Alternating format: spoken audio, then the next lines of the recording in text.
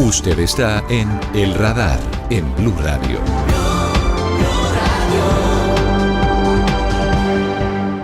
Estamos hoy en El Radar en Blue Radio con el exfiscal general de la Nación, Francisco Barbosa. Ha venido haciendo una serie de reflexiones, ha estado en foros, ahora lo leemos como columnista hablando sobre lo que pasa en Colombia y también lo que pasa en nuestro vecindario, en otras partes del mundo, incluso en Venezuela. Doctor Barbosa, gracias por estar con nosotros en El Radar, bienvenido. Bueno, muchas gracias, Ricardo, y un saludo para todas las personas que nos están viendo en esta emisión. ¿Cómo le va de exfiscal? Muy bien, mucho más relajado, tranquilo, estudiando mucho, reflexionando, enseñando, escribiendo y tratando de dar algunas ideas para que este país no se nos vaya de las manos. ¿Cómo terminó su relación con el gobierno nacional? Pues yo creo que la relación con el gobierno nacional terminó como termina una relación de un fiscal general con cualquier presidente o con cualquier gobierno. No hubo problemas de ningún tipo personales. Creo que lo que se planteó el año pasado en Colombia, cuando se presentaron tantas desavenencias con el gobierno nacional alrededor de temas institucionales, fue la defensa institucional de la Fiscalía frente a unas posturas del gobierno que me parece a mí iban en contravía de lo que yo consideraba que era mi función. Luego, personalmente no tengo ningún problema con el gobierno, no tengo ningún problema con sus funcionarios, no tengo ningún problema con el presidente. Creo que aquí lo que hubo fue un debate profundo, muy fuerte de ideas y por supuesto yo defendí la institucionalidad del país como debía hacerlo. ¿Y ahora qué viene? ¿Usted a qué está dedicado hoy, doctor Barbosa? Hoy soy profesor en la Universidad de la Florida, dedicado a escribir. Estoy escribiendo también un libro alrededor de lo que ha sido mi vida profesional, mi vida académica, mi vida como funcionario y servidor público. Se publicará en la Feria del Libro del próximo año. Lo entrego a finales de este año a Editorial Planeta.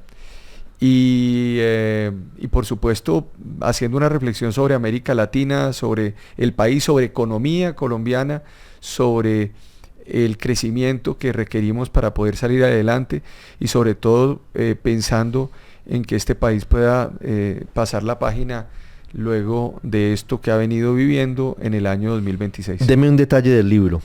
Sin hacer spoiler, como se dice ahora, pero un episodio que valga la pena leer en el libro sobre su actividad como servidor público en la presidencia, estuvo en la fiscalía antes, luego fue fiscal. Digamos, hay varios hechos, como consejero presidencial, por ejemplo, lo que viví en torno al atentado del ELN, por ejemplo, en la Escuela General Santander. Creo que hay una narración muy vivida de todo esto que pasó aquel día, cómo salí de Presidencia de la República, cómo llegamos al lugar, estaba poblado de cadáveres. Este lugar fue una situación que me impactó, Ricardo, mucho. Creo que a partir de ahí se presentaron una serie de sucesos en el gobierno que están contados en el texto, y que llevaron incluso a que luego como fiscal general yo tuviera que empatar y esclarecer esos hechos que había vivido justamente con ese episodio. ¿Ese fue un punto de inflexión del gobierno Duque? Yo creo que fue un punto de inflexión, fue una circunstancia que llevó a que el presidente no pudiera llevar a cabo un proceso de negociación. El ELN, digamos, puso contra las cuerdas al gobierno nacional. Era muy difícil hacerlo. Y bueno, ese creo que es un episodio que hay que recordar. Hay otro en donde el libro es muy vivido en ese episodio, que fue el estallido social. Yo creo que el estallido social yo lo viví de una manera muy particular como fiscal general. Tuve que incluso algunas noches pasarlo dentro del búnker de la Fiscalía General de la Nación. No podía ir a mi casa en La Calera porque estaba bloqueada la vía. Cuando fuimos a Cali, incluso estuvimos a punto de ser linchados la vicefiscal y yo, porque nos rodearon en un parque. Eso nunca lo supo el país, ahí lo explico muy bien. Y por supuesto el último año, que es un año bastante duro, pero al mismo tiempo hay algunos detalles sobre las conversaciones que tuve con el alto gobierno, con el presidente, en donde obviamente son detalles interesantes del país. Creo que hay muchos temas interesantes del libro que creo que van a mostrar la historia, no solamente de los 7 años o 6 años y medio que yo serví al país en temas públicos, sino también la parte inicial, y es de dónde viene Francisco Barbosa, toda la vida de Francisco Barbosa alrededor de los medios de comunicación, de la academia, de mis experiencias académicas fuera del país, y efectivamente un tema que no se limita simplemente a la función de fiscal general de la Nación. Su relación con Gustavo Petro, presidente, personal, no institucional, o el debate durísimo que hubo en torno a las ideas, sí, porque son concepciones diametralmente opuestas. Digo, ¿su relación personal fue buena con Gustavo Petro? Sí, yo tuve 8 reuniones con el presidente Petro, de las cuales 8 reuniones en las cuales conversamos en cada una de esas reuniones un par de horas cada una de ellas. Nunca hubo ni nos exaltamos, ni hubo molestias. Él es una persona muy tranquila. Lo que pasa es que tiene una concepción de Estado particular y yo tengo otra. Y creo que ahí lo que ocurrió fue seguramente un choque de filosofías políticas alrededor del Estado, pero la relación personal yo la entiendo normal, digamos, y no hubo incidentes de ningún tipo con él. Hoy desde la mirada de la academia, doctor Barbosa, ¿cómo ve a Colombia? Yo veo el país en una situación de crisis compleja, tanto económica, política, social, de orden público. Si uno hace una reflexión sobre el país, cómo va el país y cómo iría el país en los próximos 2 años, uno ve que hay una crisis de confianza en el país que afecta a todos los sectores. Cuando uno mira, por ejemplo, la economía y ve la reducción de la inversión extranjera, por ejemplo, el año pasado del 25%, este año del 15%, un crecimiento lánguido que está en el 2.1% derivado de unas actividades agropecuarias, por ejemplo, pero que han frenado todo el sector industrial, el sector comercio. Cuando uno ve que el desempleo está aumentando, cuando uno está atento a las dificultades que tienen las regiones. Muchas veces la gente dice, bueno, pero es que en Bogotá no tenemos este problema. Sí, en Bogotá no hay ese problema, pero la costa Caribe, por ejemplo, tiene un problema gravísimo en términos energéticos, por ejemplo, en donde estamos viendo un aumento de la tarifa permanente, donde no han querido resolver el problema de los generadores con los distribuidores y comercializadores de energía, donde tenemos el próximo año seguramente un desabastecimiento de gas en el país. El próximo año tendremos un déficit de 83 millones de metros, 83 millones de metros cúbicos de gas. Vamos a tener a final del gobierno 183 millones más. La tarifa de energía se va a triplicar, de gas se va a triplicar en el país, porque no vamos a hacer importaciones de gas. Eso es real, eso toca a los colombianos. Desde el punto de vista del orden público, yo lo había denunciado desde el año pasado, desde el año antepasado. Hemos venido teniendo problemas de imposibilidad de la fuerza pública de actuar en diferentes territorios. La paz total, realmente, pues yo lo dije, no iba para ningún lado. Digamos, en este momento aquí alguien haga un balance positivo de eso. Son negociaciones, múltiples negociaciones, ceses al fuego a granel, no hay un avance en ninguna negociación. No hay absolutamente un punto para destacar. El ELN, el gobierno rogándole al ELN para que el ELN acepte condiciones. En fin, yo lo que creo es que todo esto nos debe llevar a pensar es que el panorama no es bueno, pero eso no significa que el país vaya hacia el abismo si nosotros somos capaces como colombianos de rectificar. Creo que el país puede rectificar en el 2026. Creo que hoy hay una gran molestia nacional alrededor de este proyecto, y yo creo que el péndulo va a cambiar en el 2026 y el país retornará en confianza, retornará en inversión, retornará en recuperación del orden público con dificultades. Y hay que decirle al país, porque no se va a poder recuperar el país de un momento para otro, pero yo creo que haremos esa transición adecuada en democracia y yo creería que eso es lo que hay que hacer, más allá de las visiones apocalípticas de decir que es que el presidente no se va a ir, que es que el presidente va a ser una constituyente. Mire, el presidente podrá quedar, podrá querer hacer constituyentes, pero no tiene ni ambiente político, ni ambiente social, ni ambiente económico para aprobar absolutamente nada de esas iniciativas en lo que falta, que es muy poco ya, año y 11 meses para salir. Estamos a 1 año y 5 meses de elecciones parlamentarias y de consultas para candidatos presidenciales, y estamos a menos de 1 año de inicio de campañas presidenciales. Sí, pero fíjese que en este escenario, doctor Barbosa, pasa algo que es curioso, y es que en la inmensa mayoría de las encuestas, el actual gobierno mantiene, o por lo menos directamente el presidente Petro, no sé si el gobierno, pero el presidente Petro mantiene entre un 30 y un 35% de aprobación. Y si eso lo movemos a números políticos, podríamos decir que si eso se extrapolara, si eso se moviera completo hacia el candidato que decida a la izquierda, tendrían un pie en la segunda vuelta presidencial.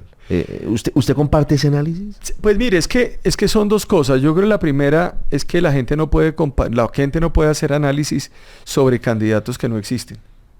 Sí, uno podría decir que en un momento determinado Álvaro Uribe Vélez tenía muchos adeptos y mucha favorabilidad, pero no necesariamente la favorabilidad se traslada, o por lo menos ese 30% se traslada a la gente. Hoy básicamente hay un cierto respaldo que ha venido disminuyendo, hay que decirlo, que bajó del 30 al 25, 24% ya con Gustavo Petro, pero eso no necesariamente se traslada a un gobierno y a un proyecto político. Vamos a tener seguramente, Ricardo, un grupo de 6 o 7 candidatos en primera vuelta, y seguramente el pacto histórico o ese grupo de gobierno tendrá la posibilidad de estar en una segunda vuelta, seguramente podrá hacerlo, pero eso no necesariamente significa que podrá ganar la presidencia de Colombia. Entonces lo que ocurre, muchas veces la gente dice, sí, pero es que está atomizada la oposición, y yo lo único que le digo es lo siguiente: la segunda vuelta siempre se hace para que se unifiquen las posturas alrededor de uno u otro proyecto. En ese sentido, yo creo que la segunda vuelta ayuda muchísimo en Colombia para poder decantar las posiciones, y seguramente habrá unos candidatos de coalición, seguramente habrá a un candidato de coalición, habrá o candidato de coalición, un candidato del pacto histórico, y los llaneros solitarios y lobos solitarios que querrán ir a primera vuelta creyendo que además son ungidos para ser presidentes. Creo que esa es la dinámica que va a haber, pero no necesariamente implica que Gustavo Petro se vaya a reelegir, porque no va a estar en el tarjetón conforme a las reglas que tenemos. Y en segundo lugar, pues este es un hombre es un líder carismático, es un líder sin herencia política, y además es un líder donde no hay tampoco grupos cohesionados políticos, sino una pluralidad de partidos que evidentemente van a tratar de entre todos ir a ganar, a ver qué pueden ganar en el marco de selección. Claro, pero fíjese que esto es bien interesante, porque las elecciones presidenciales estamos todavía muy lejos, pero es que incluso el propio presidente Petro las anticipó, hablando de constituyentes y hablando de otro tipo de escenarios, y con los discursos que ha pronunciado recientemente en la asamblea de su partido Colombia Humana. Pero si miramos para el otro lado del espectro, señor exfiscal Francisco Barbosa, quiero decir, la centro y la centro derecha, centro y centro derecha. De cara a una elección presidencial es particular porque no es solo maquinaria política, es decir, no solamente es estructura política, sino también tiene un porcentaje de voto de opinión. Tiene las dos. ¿Usted ve que hoy es posible que haya... Yo sé que para la segunda vuelta seguramente se va a unificar, pero digamos, en Colombia prácticamente hay 3 vueltas, digamos. Primera vuelta podríamos decir que son las consultas. Empieza a moverse el torniquete político. La segunda vuelta vendría siendo la primera, que es la de mayo. Y si me permite, la tercera vuelta sería la segunda vuelta presidencial, la de mediados de junio, tercera semana de junio. Sí. Para la primera vuelta presidencial, ¿usted ve la posibilidad de que haya una eventual unificación de las alternativas de centro o de centro derecha para enfrentar a la centro izquierda? Es que digamos esa clasificación es una clasificación compleja. Yo diría más bien este modelo. Yo no creo que los colombianos sean radicales. O sea, yo no creo que es que la respuesta a un gobierno de Gustavo Petro sea la elección de un candidato con una agenda anti-Petro. Así no funciona el país y así no funciona Colombia. Cuando la gente confunde a Venezuela con Colombia, que todo el mundo trae a colación Venezuela y Colombia, hombre, Venezuela es un país que ha tenido 150 años de dictaduras o 160 años de dictaduras en 200 años de historia. La primera elección democrática en Venezuela fue en 1947-6. La segunda en el 59. Colombia es un país que tiene otra raigambre distinta y no somos radicales, Ricardo. Yo creo que la gente lo que quiere es que ayuden a resolverse la agenda social del país. Tenemos más del 60% de pobreza en Colombia. Esa agenda social fue incumplida por Gustavo Petro y está siendo incumplida por este gobierno. Esa agenda hay que cumplirla. Hay que llegarle a la gente, a los diferentes lugares. Hay que recuperar el orden público, hay que recuperar la seguridad, hay que recuperar la justicia. Pero por supuesto hay que equilibrar. Mañana no puede ser, vamos a encontrar unas fuerzas militares sin gasolina, ni siquiera para los aviones. Vamos a encontrar una circunstancia gravísima en términos políticos. Entonces la gente, el voto de opinión, yo creo, cuando estamos hablando del voto de opinión, es un voto de opinión que no va a escoger extremos. Porque los extremos le han costado al país. Es decir, que en su lectura el péndulo, yo sé que estamos en un mundo distinto y que sí, hablar tan categóricamente de izquierdas o derechas pues es complicado. Sí. Pero si hoy ubicáramos a Gustavo Petro en la izquierda y el péndulo hoy está en la izquierda. Yo diría que en la extrema izquierda. Bueno, exactamente. Sí, izquierda radical. Si el péndulo se mueve en las elecciones, es el movimiento del electorado, ¿usted cree que el péndulo va a ir lo suficientemente lejos para el otro lado como para llegar a la derecha o extrema derecha? No, por supuesto que no. ¿O en dónde se va a ubicar? No, yo creo que se va a ubicar en una posición además de donde se encuentren posiciones además de transición. Y unas transiciones que tienen que existir sobre la base de recuperación del país. Es que vuelvo y repito, si Colombia pasa a una visión extrema del otro péndulo, vamos a tener una guerra civil en Colombia. Es que vamos a tenerla, es que no hay ninguna posibilidad de salvar a Colombia de eso, porque estaremos en una situación donde se va a generar unas movilizaciones ciudadanas, unos estallidos sociales, no va a haber posibilidad de gobernar. Ricardo, hay una cosa importante dentro de las democracias y es que no solamente la democracia funciona cuando se ganan elecciones, sino la democracia funciona cuando existe gobernabilidad política. Cuando usted gana elecciones y tiene inflexibilidades políticas para poder gobernar, usted termina en un embudo, porque es muy difícil gobernar. Yo decir que en Colombia nosotros tenemos que decir que los derechos fundamentales no se aplican a todos los ciudadanos, que el principio de igualdad no es un principio esencial de la Constitución política, que hay que privilegiar solamente la libertad como principio direccionador de la política pública en Colombia, como si esto fuera Argentina o como si fuera El Salvador, nos equivocamos. Es que hoy el programa político que existe se llama Constitución de 1991 y la Constitución del 91 implica una labor de solidaridad, una labor además atada a la igualdad que es muy importante. Entonces yo lo que creo es que es necesario que seguramente habrá unas posiciones centrales dentro del país con muchísima firmeza, no tibias, pero con muchísima firmeza, porque hay que recuperar el país, porque estamos quebrados, porque empezamos a tener problemas de caja, porque tenemos problemas con el ejército, con la policía, porque no se capturan los delincuentes, etcétera, pero con mano también amiga a cientos de colombianos que hoy están saliendo del país, que quieren regresar al país, que además están en condiciones muy difíciles, donde no haya discriminación. Yo he visto en los últimos días, y no quiero entrar en esa discusión quiénes lo han dicho, pero yo he visto en los últimos días incluso burlas a personas de las comunidades LGBTIQ+, donde tranquilamente se burlan de unos o de otros. Mire, yo vuelvo y repito, nosotros, por ejemplo, en mi caso de fiscal general, optamos por trabajar por las minorías en el territorio nacional, por respetarlas, con principios liberales, con principios de respeto democrático. Entonces, a mí este tema de que es que nos vamos para el otro péndulo y en el otro péndulo está la violación de los derechos fundamentales y está yo paso por encima del que sea porque es que hay que acabar el régimen que se trató de instaurar durante 4 años, no es el camino. El camino es construir una idea de Colombia distinta en donde se miren los problemas, desatrasar las obras públicas nacionales y departamentales, entregarle poder a las entidades territoriales. Yo creo que hay que pensar en una completa descentralización porque está burocratizado y centralizado el poder. Hoy se bloquean obras públicas en la costa Caribe, se bloquean obras públicas en Medellín, en Antioquia, y se bloquean obras públicas en Cali.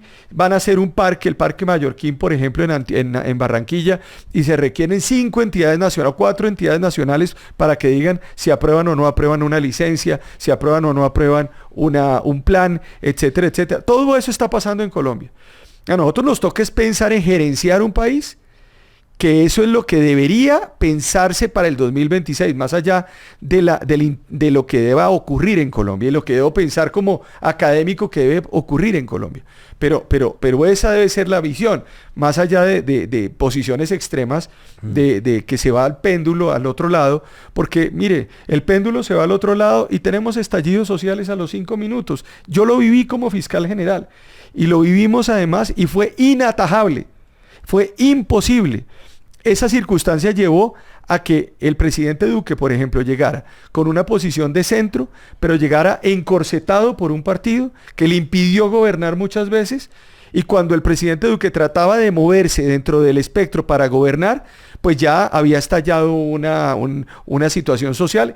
Y el candidato en ese momento y opositor Gustavo Petro gritaba a través de diferentes redes, a través de sus acciones, resistencia, resistencia, resistencia en las calles, impidiendo que se pudiera gobernar el país y que pudiera avanzar, incluso en medio del COVID-19, que fue dramático y en donde murieron 170.000 colombianos. Luego creo que más que pensar en péndulos, o pensar en un péndulo que vaya a la extrema, o sea, a la antípoda de lo que hay hoy, yo creo que vamos a tener que buscar posiciones mucho más equilibradas para recuperar el país. Sí. ¿Y qué piensa usted de los que creen que, si bien puede que el péndulo no llegue hasta el otro extremo de lo que estamos hoy, sí se mueva la opinión hacia la búsqueda de una opción distinta que no esté relacionada con la política directamente, que sea lo que en política se llama un outsider? Un caso, por ejemplo, como el de Javier Milei en la Argentina, teniendo en cuenta que Milei tiene unas posiciones más de derecha en algunos asuntos, sobre todo de libertades. O Nayib Bukele en El Salvador. ¿Esa posibilidad usted la vislumbra en el panorama? ¿La gente hastiada o la gente inconforme con lo que resulte de este gobierno eventualmente podría ir hacia ese nicho? Pues mire, yo tengo la tesis frente al outsider, que es la siguiente. El outsider per se es una figura que se produce por hastío de la democracia, no del sistema, de la democracia. Y normalmente cuando llega un outsider se producen 2 fenómenos. 1, un fenómeno de ingobernabilidad permanente, o 2, básicamente un atropello a las libertades públicas y un proyecto unipersonal alrededor de alguien que desconoce los caminos institucionales que existen hoy, que son los partidos, que son los movimientos, que pueden tener críticas, pero que existen. Es decir, usted en Estados Unidos no puede ser... En Estados Unidos hay 2 partidos, con críticas, pero hay 2 partidos. En el Reino Unido existen unos partidos, en España existen unos partidos, en Francia existen unos partidos, en Colombia han existido partidos. Y partidos que juegan un rol importante dentro de las elecciones regionales y las elecciones parlamentarias. ¿Qué es lo que ocurre con los outsiders? Los outsiders son como esas apuestas que usted no sabe exactamente si puede ganar o puede perder una sociedad. Yo creo que es necesario que Colombia no vaya por el camino de los outsiders. Los outsiders o las personas por fuera del sistema tendrán además una gran dificultad, Ricardo. Yo estuve al frente, o vi a 2 presidentes de la República en ejercicio. No hay nada más dramático que ver un presidente sin tener la posibilidad de gobernar y de llamar a alguien para que le ayude en el ejercicio de gobierno. Se quedan con el Palacio de Nariño y sin el país. Se quedan sin posibilidad de coordinar un país tan complejo. Sobre todo porque es que hay 32 departamentos, de los cuales esos departamentos están gobernados no por outsiders, están gobernados por políticos. Políticos tradicionales en su mayoría. Pues es que político tradicional o político no tradicional, yo la verdad es que esa distinción de político tradicional o no, hay unos que han hecho política todo el tiempo, pero ¿usted cómo gobierna un país en esas condiciones? Por ejemplo, Gustavo Petro es un político tradicional. Claro, Gustavo Petro es un político. ¿No? Es que Gustavo... Duró 30 años en el Congreso, no puede ser un outsider. No, es que no son outsiders. Gustavo Petro pero es una persona que planteó una postura radical alrededor de una circunstancia que no se había presentado en Colombia, y es que sus características particulares hacían que fuera muy difícil que él llegara a ser presidente. Y llegó. Pero entre otras porque logra mimetizarse con un sector de centro, que lo lleva y modera su discurso. Estoy de acuerdo. El Gustavo Petro que gobierna hoy no tiene nada que ver con el Gustavo Petro que fue candidato. No, nada que ver. Pero ojo, ya él había manifestado, o se habían manifestado diferentes temas alrededor de eso, que se sabían, y han venido cambiando, pero estoy de acuerdo. Se han mimetizado personas en el sistema político, gobiernan de forma distinta, pero utilizaron el sistema político para llegar. ¿Qué es lo que yo creo? Que en este caso las instituciones, los partidos políticos, los movimientos sociales, pues tienen la posibilidad también de poder aglutinar candidatos alrededor de unas ideas de recuperación del país con firmeza. Es que la firmeza no significa estar en el espectro de la extrema derecha. Hablar de seguridad es un bien público que le garantiza a todos los ciudadanos. Está en la Constitución, pero también hay que decirlo con claridad. La igualdad o el progresismo, ser progresista, esa palabra progresista ha sido bien mal utilizada. El progresismo, pues es propio, por ejemplo, de las ideas liberales que están encarnadas también en los partidos, por ejemplo, como el Partido Liberal. Entonces yo lo que digo es, hay que pensar un poco en la sociedad, hay que pensar en cómo mejorar, más allá de cómo ideologizar la sociedad, cómo gerenciar una sociedad. A mí en la Fiscalía General de la Nación me decían, es que las decisiones que se tomaban en uno o en otro sentido lo ubicaban a uno ideológicamente en uno o en otro lugar. Cuando yo llegué, lo único que hice fue gerenciar una entidad, dar resultados, mostrar cifras, darle a la ciudadanía la posibilidad de tener una justicia cercana, que la gente viera a su fiscal general, que la gente viera cómo funciona la Fiscalía General, que la gente viera que era posible capturar a un violador en un barrio, en un lugar, porque había justicia colombiana. ¿Sí? Ese es un principio, eso es un vector de gerencia que hay que hacer, más allá de ideologizar una función. Sí. Le hago una pregunta que no le he hecho a ningún exfiscal, pero ahora que usted habla de la función del fiscal general, sí, me surgió una curiosidad. Sí. Porque para muchos en el país, el cargo de fiscal general de la Nación es tan importante como el de presidente de la República. Sí. ¿Qué tan político es el cargo de fiscal general de la Nación? Porque claro, una cosa es la política criminal y lo entendemos, Sí. Pero el fiscal general tiene la llave de la cárcel en sus manos. ¿Qué tan político, qué tan políticas son las decisiones de un fiscal general de la Nación? Mire, casi el fiscal general de la Nación no tiene incidencia real en las decisiones judiciales que se toman en la Fiscalía General de la Nación.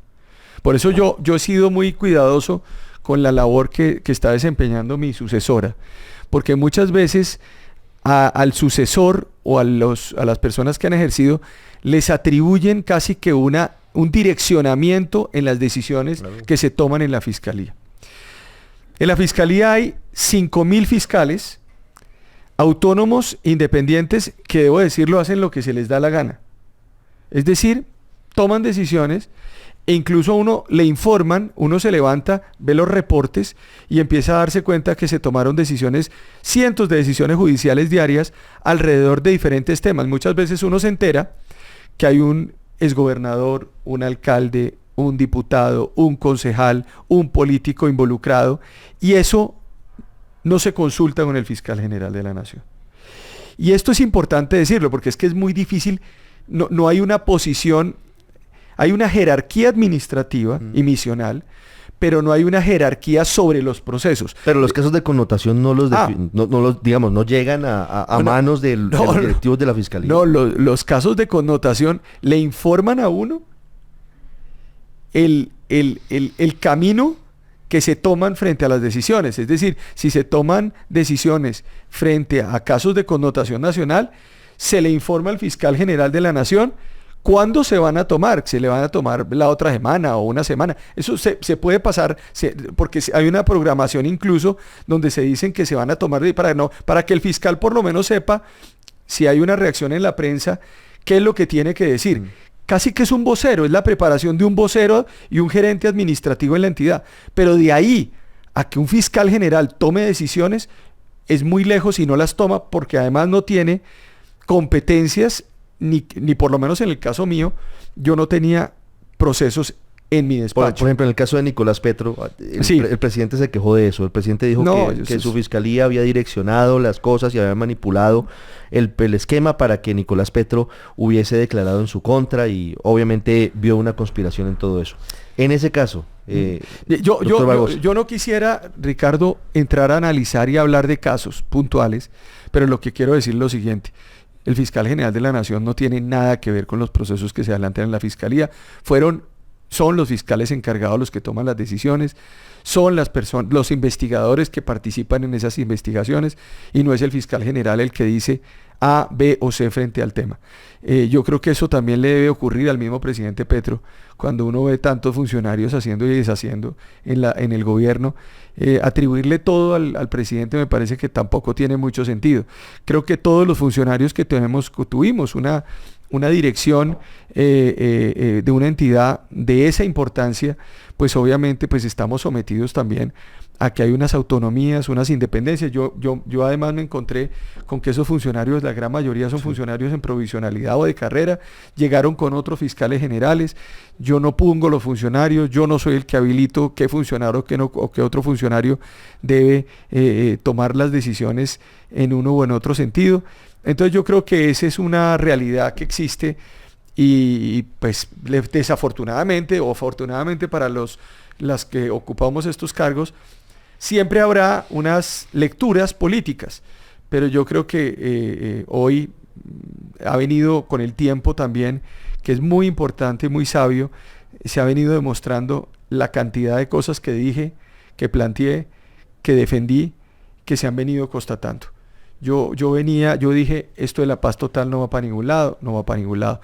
Había hablado de constituyentes, que ojo, no salían con ese cuento, salieron con el cuento, afortunadamente se iba apagando la idea.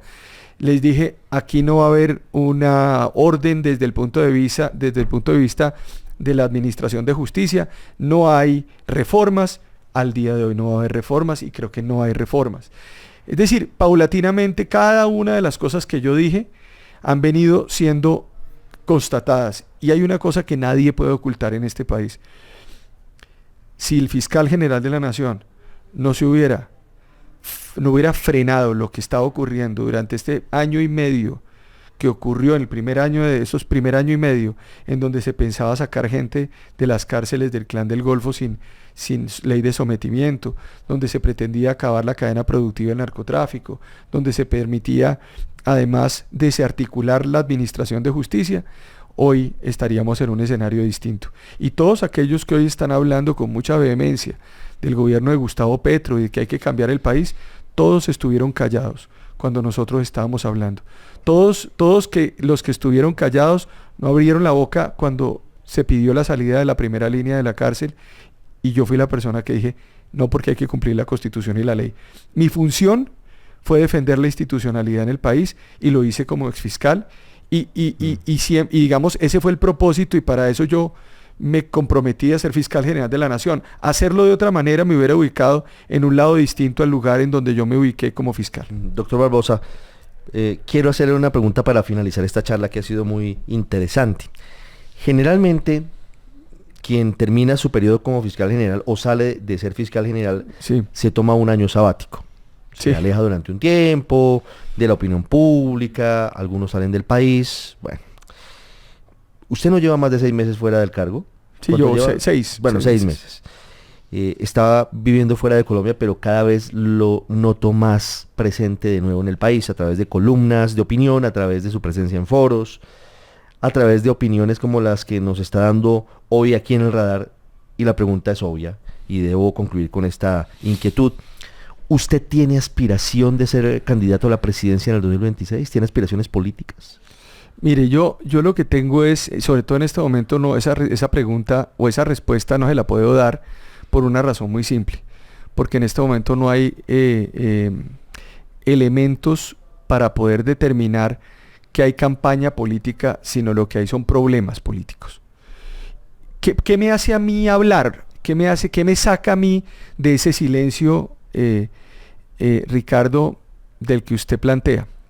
Para mí es muy difícil haber trabajado como trabajé al frente de la Fiscalía, como trabajé en la Consejería Presidencial durante 1 año y medio, desde el año 2018 a hoy, y quedarme callado y ver cómo se está derrumbando paulatinamente el país.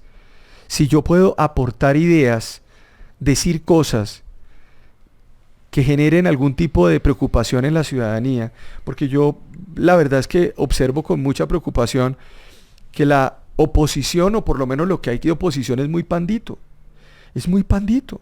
Es que cuando usted llega y ubica a la oposición alrededor de si el jefe de Estado está o no presente en tal o tal evento, o se levanta tarde o se levanta temprano, o hace tal cosa o hace tal otra, pero se olvida de los temas fundamentales, y es el bloqueo de la infraestructura en el país, la situación de la energía en la costa, la situación de orden público en diferentes lugares del territorio nacional, el desempleo creciente, la imposibilidad de recaudar los impuestos que se requieren recaudar, la necesidad de pedir reformas tributarias a la ciudadanía cuando hay 118 billones de pesos parqueados en las fiducias. Es que la gente no se ha dado cuenta. Nos dicen, vamos a hacer una nueva reforma tributaria.